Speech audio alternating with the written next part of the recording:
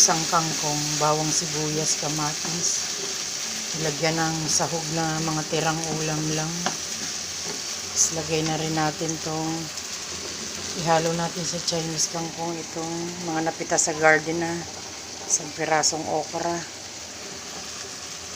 Itong alokbate.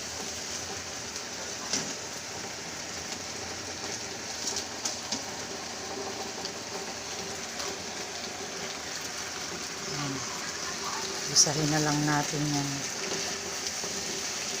Budget ulam. Kapag wala po kayo may ulam, pwede na po yan. Healthy to. Healthy na, tipid pa. Chinese kangkong at alokbate.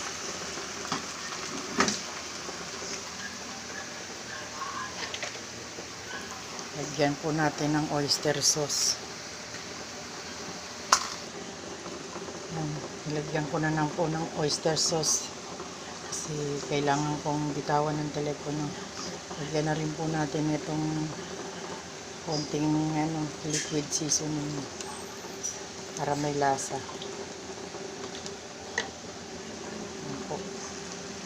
Isa. Kailangan po natin medyo lumambot.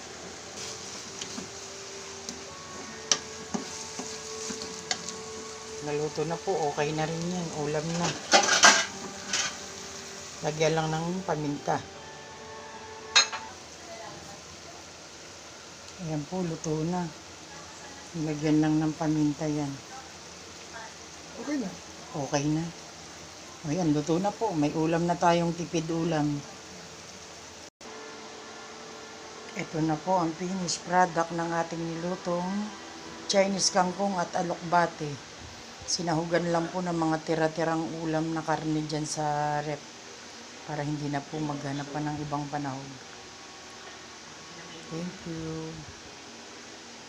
Nagluto na rin po kayo ng ganito pag meron po kayong mga gulay na napita sa mga garden nyo dyan.